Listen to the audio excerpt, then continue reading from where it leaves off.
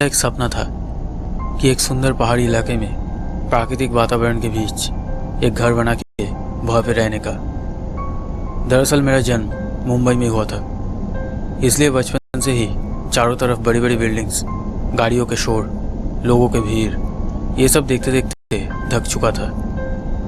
इसलिए मैंने मन ही मन ठीक करके रखा था कि अगर मुझे कभी मौका मिला तो मैं एक सुंदर प्राकृतिक इलाके में एक घर खरीदूंगा। मेरा नाम रोहित वर्मा है। मैं मुंबई के एक सरकारी दफ्तर में ऊंचे पद पर काम करता हूँ। मेरे बगल में बैठी है मेरी पत्नी पायल। हमारी शादी को सिर्फ 2 साल ही हुए हैं और आज का दिन हमारे लिए बहुत खास है, क्योंकि मेरा बहुत दिनों का सपना आज सच होने जा रहा है। दरअसल कुछ महीने पहले एक ब्रोकर ने आकर मुझे बताया था कि शिमला के एक खूबसूरत पहाड़ी इलाके में एक छोटा सा बंगला है और उस बंगले का मालिक उसे बहुत कम कीमत पर बेचना चाहता है। ये खबर सुनकर मुझसे रहा नहीं गया और मैं शिमला चला आया और वो बंगला वाकई में मुझे बहुत पसंद आया। इसलिए बैंक से एक बड़ा लोन लेकर उस घर को खरीद लिया। सोचा कि रिटायर होने के बाद बाकी की ज़िंदगी इस सुंदर जगह में आकर बिताऊंगा। इसलिए घर खरीदने के बाद ऑफिस से कुछ दिनों की छुट्टी लेकर अपनी पत्नी पायल को लेकर शिमला चला आया उसे घर दिखाने के लिए। और अब हम उसी रास्ते जा रहे हैं। लेकिन आगे जो होने वाला था वो मेरी सोच से भी बाहर था।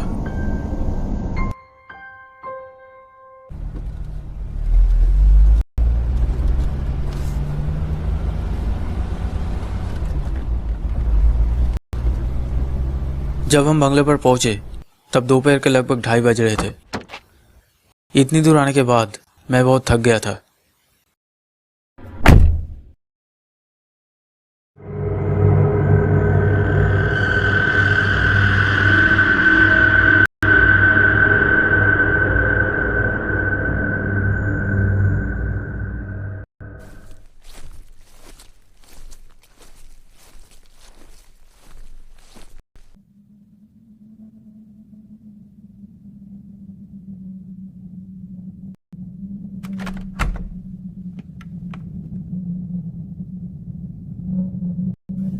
घर के जो पहले मालिक थे उन्होंने कहा था कि वो और उनके परिवार अब विदेश में रहते हैं और इसीलिए ये घर बहुत दिनों से खाली पड़ा हुआ था। घर के अंदर कुछ पुराने फर्नीचर के अलावा और कुछ नहीं था।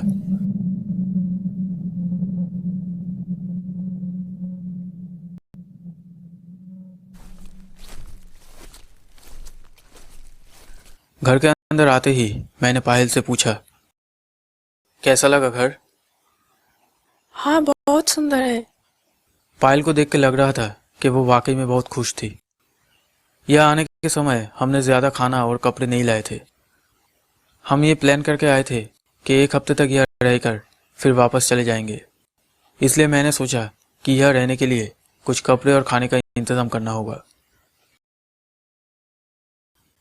अच्छा पायल, मैं इस जगह के नज़दीक किसी मार्केट से हमारे रहने के लिए खाने का सामान और कुछ कपड़े खरीदने जा रहा हूँ। तुम तब तक फ्रेश हो जाओ और घर के चारों तरफ थोड़ा घूम के भी देख सकते हो। मैं जल्दी लौट आऊँगा। ठीक है। फिर मैं गाड़ी लेके निकल पड़ा।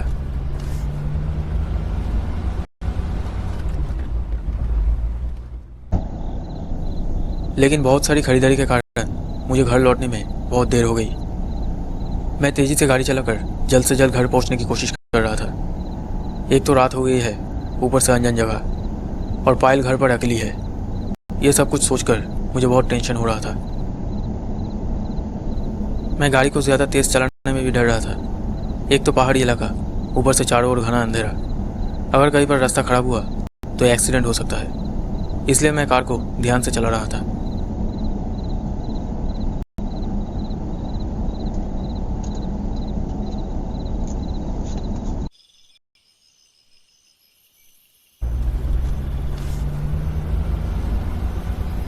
घर के सामने आने के बाद मुझे थोड़ी शांति मिली। मैं सोच रहा था कि देर हो जाने की वजह से पायल मुझसे नाराज तो नहीं है। मैंने खिड़की की तरफ देखा।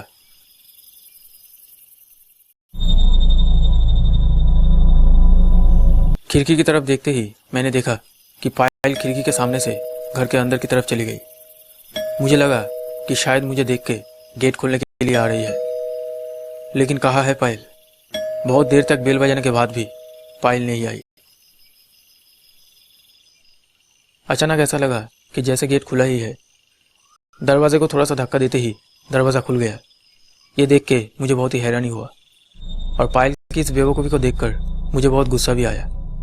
इस तरह का एक सुनसान जगह में घर के मेन गेट को खुला छोड़कर वो क्या कर रही थी? कमरे के अंदर आते ही मैं और भी हैरान रह गया। मैंने देखा कि पायल बिस्तर में सोई हुई थी, लेकिन थोड़ी देर पहले ही तो खिड़की से देखा कि पायल घर के अंदर चल रही थी। तो क्या पायल की तबीयत खराब लगने की वजह से वो सो गई? हो सकता है। वैसे मैं भी बहुत थका हुआ था, इसलिए पायल को डिस्टर्ब ना करके मैं अपनी ड्रेस चेंज करने चला गया।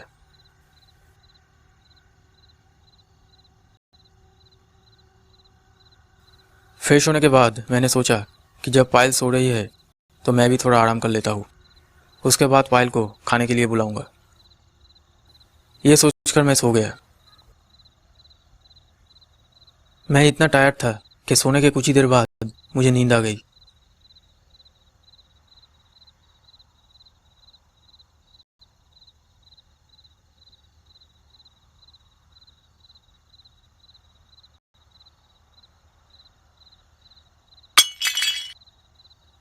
पता नहीं मैं कब से सो रहा था। अचानक एक आवाज़ से मेरी नींद टूट गई।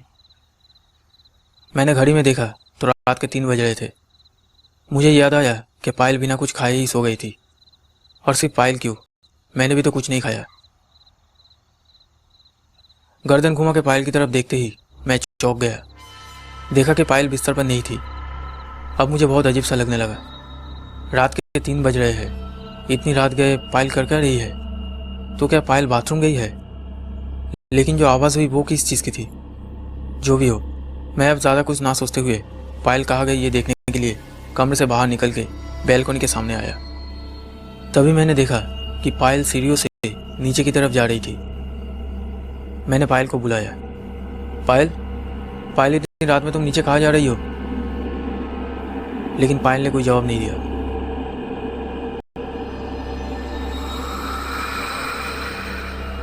मैं भी जल्दी से नीचे आ गया।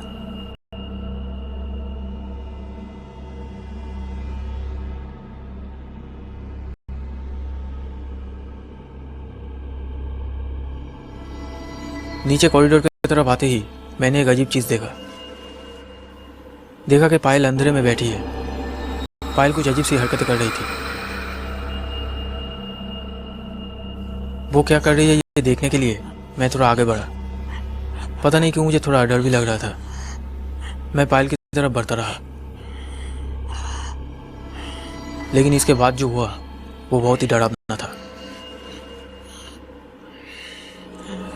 पायल मुझे देखते ही रेंगते हुए स्टोर रूम की तरफ चली गई। पायल का चेहरा बहुत अलग दिखाई दे रहा था, लेकिन मुझे ये समझ में नहीं आया कि पायल मुझे देख के इस तरह से भाग क्यों गई। तो क्या पायल मुझसे कुछ छुपाना चाहती है? लेकिन क्या? अब मुझे सच में बहुत डर लगने लगा। पायल कहाँ गई ये देखने के लिए मैं स्टोर रूम की तरफ बढ़ा। मैं स्टोर रूम की तरफ जाते ही देखा कि कॉरिडोर की खिड़की खुली हुई थी। मैंने जल्दी से खिड़की बंद कर दी।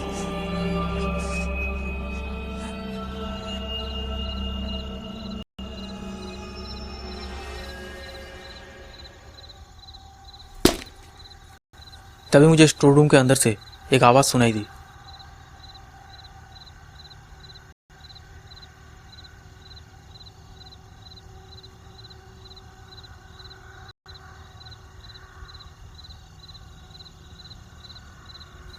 मैं स्टोर रूम का गेट खुलकर अंदर गया।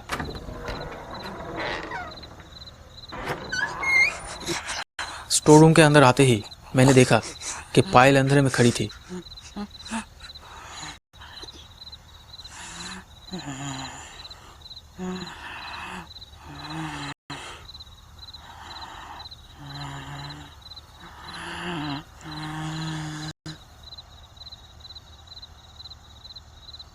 मैंने पायल से पूछा, पायल क्या हुआ है तुम्हें? तुम्हारी तबीयत ठीक है तो?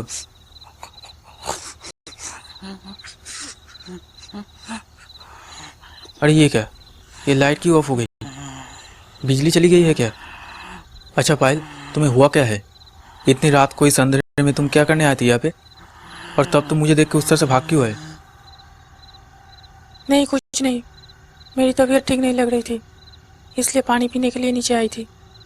लेकिन तुम वहाँ पर नीचे बैठकर क्या कर रहे थे?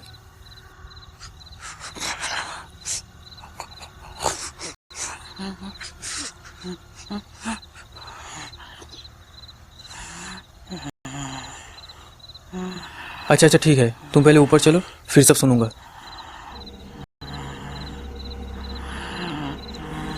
अरे वाह, लाइट आ गई है। लेकिन ये बदबू कहाँ से आ रही है? यही कहीं आसपास से आ रही है नहीं?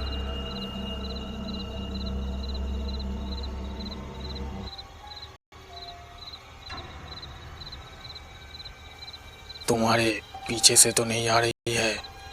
पीछे घूमते ही मेरा सारा शरीर सुन्न हो गया। मैं डर के मारे जमीन में गिर गया। पायल, पायल तुम्हें क्या हुआ है? कौन पायल? यह कोई पायल नहीं है।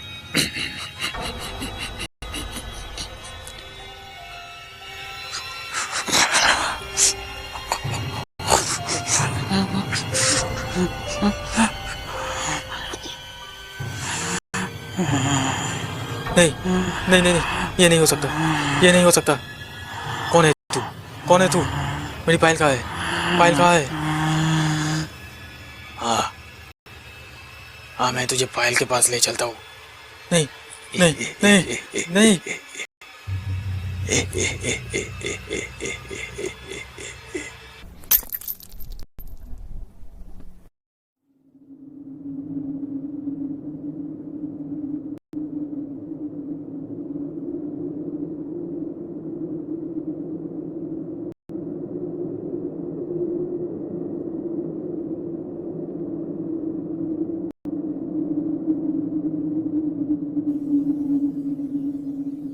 कभी समय मिले तो आइएगा ज़रूर हमारे इस बंगलों में घूमने के लिए।